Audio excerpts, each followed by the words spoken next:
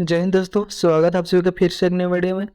तो आज इस वीडियो में हम लोग देखने वाले हैं सीयूईटी एग्जाम 2023 का हिंदी लैंग्वेज पेपर का मोस्ट इंपॉर्टेंट क्वेश्चन।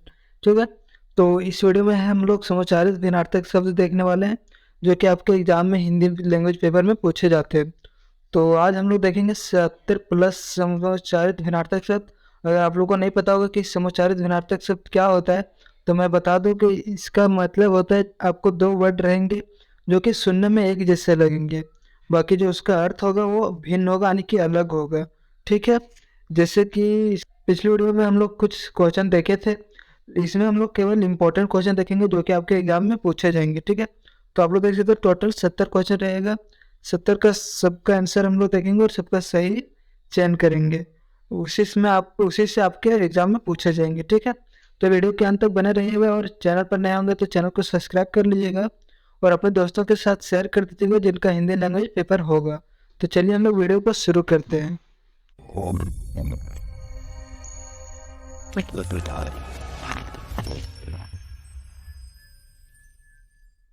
तो चलिए शुरू करते हैं। आप लोग देख सकते हैं पहले यहाँ जो क्वेश्चन दिया हुआ है, इसी तरह आपके एग्जाम में भी क्वेश्चन रहेंगे, 4 ऑप्शन रहेंगे, आपको लोगों को सही उत्तर का चयन करना होगा। ठीक है, तो ये जो पहला है अवज और अबध, तो अवज का मतलब होता है कमल और अबध का मतलब होता है वर्ष। तो इसका आंसर हो जाएगा फर्स्ट, हो जाएगा इसका राइट आंसर। उसके बाद है अपर और अपार, तो आप लोग पिछली वीडियो देखेंगे तो उसमें बताया गया था अपर का मतलब होता है दूसरा और अपार का मतलब होता है असीम, तो इसका आंसर बी हो जाएगा। ठीक है, चलिए आगे देखते हैं। अगला देख सकते हो तो क्वेश्चन नंबर तीसरा में है अंबुज और अम्बुद। तो अंबुज, अंबुज का मतलब बताया गया था कमल और अम्बुद का मतलब बादल, तो इसका राइट आंसर सी हो जाएगा। इसके बाद है अपेक्षा और उपेक्षा। ठीक है, तो अपेक्षा का मतलब होता है किसी से आशा लगा के रखना, अपेक्षा है उसे। ठीक है, तो आशा, और उपेक्षा का मतलब होता है तिरस्कार, किसी का तिरस्कार करना। ठीक है, तो इसका राइट आंसर हो जाएगा ऑप्शन डी। ओके, चलिए आगे देखते हैं अगला क्या है। क्वेश्चन नंबर 5 आप लोग देख सकते हैं अगम है और आगम है। तो अगम का मतलब होता है दुर्लभ और आगम का मतलब होता है उत्पत्ति, यानी कि शुरुआत। ठीक है, चलिए आगे देखते हैं। आप लोग देखते हैं क्वेश्चन नंबर 6। क्वेश्चन नंबर 6 है अवर और अपर। ठीक है, इसको थोड़ा जूम कर लेते हैं हम लोग। अवर और अपर, अवर का मतलब होता है निम्न, ठीक है, और अपर का मतलब होता है अन्य, तो इसका राइट आंसर बी हो जाएगा। इसके बाद है अभियुक्त एंड अभियुक्ति। ठीक है, तो अभियुक्त का मतलब होता है अपराधी और अभियुक्ति का मतलब होता है टिप्पणी, तो राइट आंसर इसका सी हो जाएगा। चलिए आगे देखते हैं। अगला है अभिराम और अविराम। तो इसका पिछले वीडियो में बताया भी था, अभिराम का मतलब सुंदर और अविराम का मतलब लगातार। ठीक है, चलिए आगे देखते हैं। आगे क्वेश्चन है, क्वेश्चन नंबर 9 है अमित और अमित। देख सकते हो दोनों सेम लग रहा है, अमित अमित, लेकिन इसका जो अर्थ है अलग है। अमित का मतलब शत्रु और इस अमित का मतलब, इस अमित का मतलब बहुत और इसका मतलब शत्रु हो जाएगा। ठीक है, राइट आंसर ऑप्शन ये। अगला है अविरोध और अवरोध। ठीक है, अविरोध का मतलब हो जाएगा मेन और अवरोध का मतलब रुकावट। ठीक है, तो वैसे आप लोग कर लीजिएगा, ये आपके एग्जाम में पूछे जाने के ज़्यादा चांस है। ठीक है, तो चलिए आगे हम लोग और देख लेते हैं। अभी बहुत सारे क्वेश्चन है यहाँ पे, हम लोग टोटल 70 क्वेश्चन देखने वाले हैं। ठीक है, तो अगला देख सकते हैं आप लोग, अगला क्या है आभास और अभ्यास। ठीक है, आभास मतलब होता है भ्रम, यानी कि किसी चीज को तुम्हें आभास हुआ यानी कि भ्रम हुआ, और अभ्यास मतलब होता है आदत।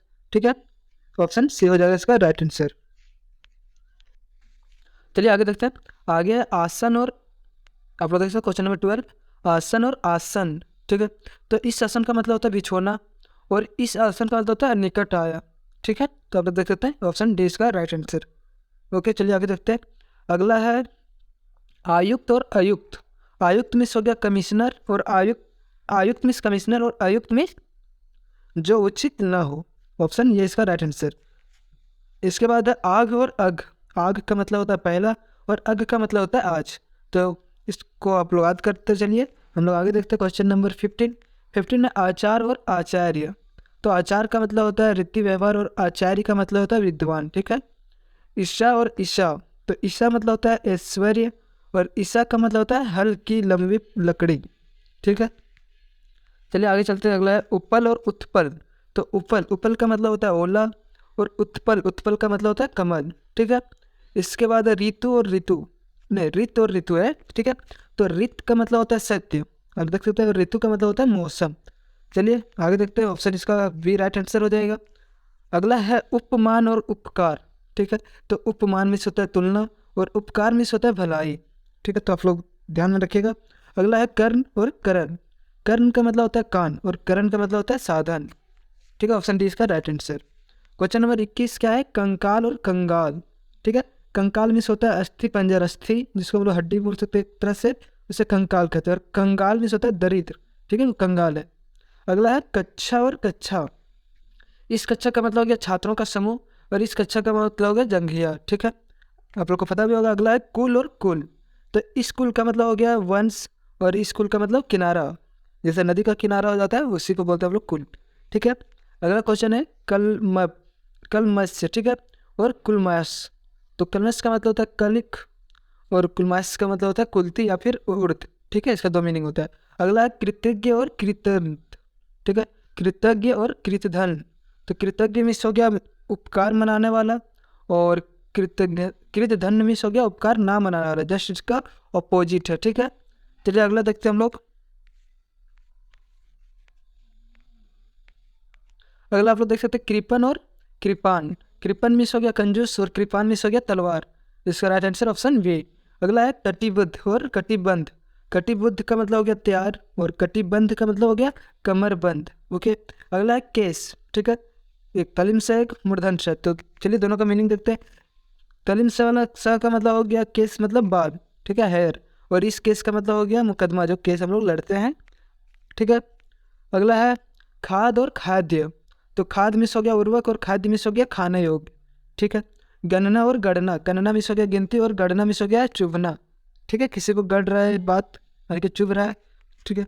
अगला है गृह और ग्रह। तो आप लोग इसका तो जानते होंगे, गृह मिस होता है घर, और ग्रह मिस होता है नक्षत्र, जो कि हम लोग पृथ्वी ग्रह में रहते हैं तो उससे नक्षत्र भी बोला जाता है, ठीक है।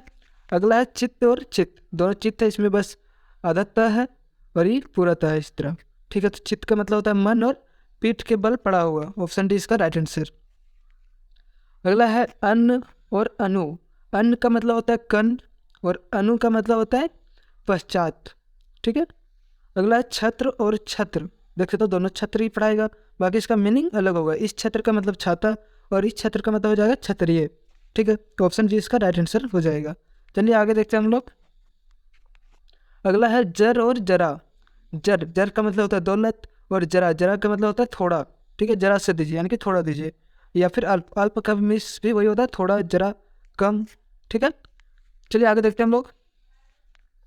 अगला है जुड़ा और जुड़ा। दोनों जुड़ा ही है। तो जुड़ा का मतलब हो गया संगल, संगल और केस बंधन, ठीक है। जुड़ा जो बांधती है लड़के लोग, जिसको बोला जाता है, ठीक है, केस बंधन। अगला है तरंग और तुरंग। तरंग का मतलब हो गया लहर, और तुरंग का मतलब हो गया घोड़ा। ये तो आप लोग को पहले से भी पता होगा। चलिए आगे देखते हैं हम लोग। अगला आप लोग देख सकते हैं यहाँ पे 38 नंबर क्वेश्चन। 38 में है त्रिन और त्राण, ठीक है। त्रिन का मतलब हो गया तीन का, और त्राण का मतलब मुक्ति हो गया, ठीक है, छुटकारा आने के, किसी से छुटकारा मिल गया। अगला है तनु और तनु। दोनों तनु है, बस देख लेते हैं आप लोग क्या अंतर है। अगला है तनु का मतलब हो गया पतला, और तनु का मतलब हो गया शरीर, देह, ठीक है। दोनों लगभग सेम है सुनने में, तो पूरा सेम है। चलिए आगे चलते हैं। अगला आप लोग देख सकते हैं द्वार और द्वारा। तो द्वार मिस हो गया दरवाजा, और द्वारा मिस हो गया माध्यम, उसके द्वारा, उसके माध्यम से, ठीक है। धरा और धारा। धरा मिस हो गया पृथ्वी, और धारा मिस हो गया प्रवाह, पानी की धारा, यानी कि पानी का प्रभाव, ठीक है। चलिए आगे देखते हैं हम लोग। अगला क्या है धन और धना, ठीक है। धन का मतलब संपत्ति, और धना का मतलब प्रीतम, ऑप्शन बी राइट आंसर। 43 देखते हैं नारी और नाड़ी। तो नारी का मतलब आप लोग जानते होंगे स्त्री, और नाड़ी का मतलब होता है नब्ज, ठीक है। चलिए आगे देखते हैं हम लोग। नित और नत। तो आप लोग देख सकते हैं नित का मतलब हो गया प्रतिदिन, और नत का मतलब हो गया झुका हुआ, ऑप्शन डी इसका राइट आंसर हो जाएगा। चलिए आगे हम लोग देखते हैं। आगे अब कुछ क्वेश्चन और बचा है।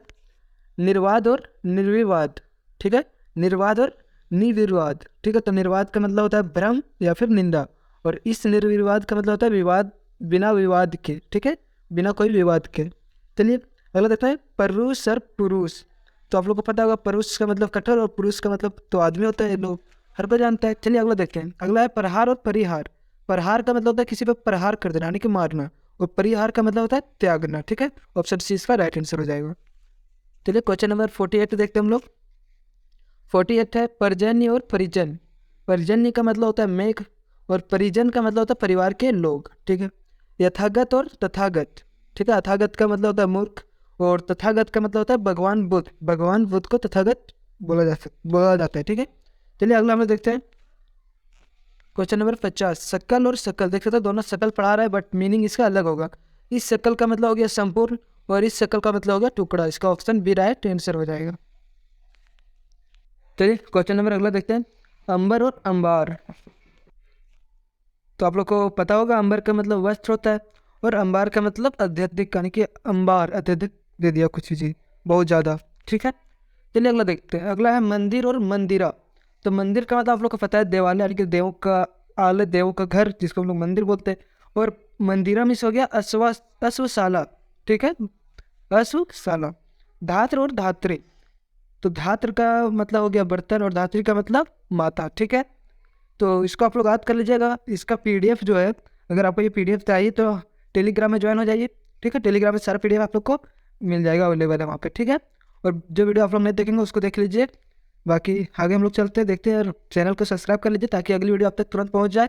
यहाँ पे डेली वीडियो आएंगी सीटी के एग्जाम को लेकर। तो चलिए हम लोग पहले अगला क्वेश्चन देखते हैं। अब अगला आप लोग देख सकते हैं यहाँ पे दिया हुआ है नौटंकी और नौटंका। तो नौटंकी का मतलब हो गया लोक नाट्य, नाटक जिसको हम लोग बोल सकते हैं। और नौटंका का मतलब हो गया अत्यंत हल्का, ठीक है। अगला है परिषद और परिसिक्त, ठीक है। देख सकते हैं परिषद और परिसिक्त। तो परिषद में से हो गया परिषद का सदस्य और परिसिक्त में से हो गया सींचा हुआ, सींचा गया, ठीक है। चलिए हम लोग आगे देखते हैं।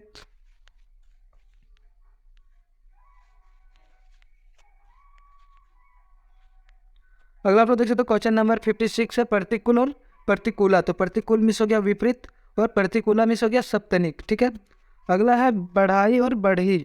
तो बढ़ाई मिस प्रशंसा और बढ़ाई मिस बढ़ोतरी हो जाएगा, ठीक है। चलिए आगे हम लोग देखते हैं 58 नंबर क्वेश्चन। 58 है इति और इति। इति का मतलब समाप्त और इति मतलब विधन, ठीक है। कुछ और कुछ, कुछ मिस रोज और कुछ मिस प्रस्थान। तो इसका ऑप्शन सी हो जाएगा राइट आंसर। चलिए आप लोग याद कर लीजिएगा। अगला देखते हैं, अब कुछ ही क्वेश्चन बचा है, 10 क्वेश्चन। सम और सम, सम का मतलब ये समान और सम का मतलब मोच, ठीक है। अभय उभय, अभय का मतलब निर्भय और उभय का मतलब हो गया दोनों। तो इसका ऑप्शन ये राइट आंसर। अगला है अली और अली। अली मीन्स आप लोग को पता होगा भौरा, और अली का मतलब होता है सखी। आप लोग देख सकते हैं यहाँ पे अली का मतलब सखी। चलिए कुछ क्वेश्चन हो रहे हैं, 7 क्वेश्चन लगभग हो रहे हैं। कपिश और कपिश देख सकते हो दोनों सेम है। कपिश का मतलब होता है मटमिला और कपिश का मतलब बंदर, ठीक है। अगला है अमूल और अमूल्य। अमूल्य का मतलब हो गया जड़ रहित, यानी कि जड़ जिसका रहित, बिना जड़ का बोल सकते हैं। इस तरह अमूल का मतलब जड़ होता है और अमूल्य मीन्स कीमती होता है, आप लोग को पहले से भी पता होगा। चलिए आगे देखते हैं, असाध्य और असाधु। असाध्य मीन्स हो गया कठिन और असाधु मीन्स दुष्ट होता है, ठीक है। चलिए आगे देखते हैं हम लोग आगे क्वेश्चन 66, अवली और आविल। अवली और आविल, अवली का मतलब होता है पंक्ति और आविल का मतलब होता है गंदा। ऑप्शन डी इसका राइट आंसर हो जाएगा। अगला है अभिज्ञ और अनभिज्ञ। शब्दों का सही अर्थ बताइए। तो अभिज्ञ का मतलब होता है जानकार और अनभिज्ञ का मतलब होता है न जानकार, ठीक है, जस्ट ऑपोजिट, ठीक है। चलिए आगे हम लोग देखते हैं क्वेश्चन नंबर 68। क्या दिया हुआ है, यदा और कदा। यदा का मतलब होता है जब और कदा का मतलब होता है तब, जब तब, यदा कदा, ठीक है। तो याद कर लीजिएगा इसका आप लोग। बस 2 क्वेश्चन हो रहे हैं, देख लेते हम लोग। नियत और नियत, दोनों नियत है। एक नियत का होता है निश्चित और एक नियत होता है इरादा। उसका नियत कैसा है, इरादा कैसा है। अगला है अनुलंब और अनुलग्न। तो अनुलंब का मतलब हो जाता है अनिश्चित, ठीक है, और अनुलग्न का मतलब होता है किसी के साथ जुड़ा हुआ, ठीक है। तो हम लोग देख चुके हैं टोटल 70 क्वेश्चन, जो कि आपके एग्जाम में यहीं से पूछे जाएंगे। आप लोग अच्छे से सारे क्वेश्चन को कर लीजिएगा। पीडीएफ आप लोग को टेलीग्राम में मिल जाएगा। मिलता है अगले वीडियो में, तब तक के लिए बाय एंड टेक केयर।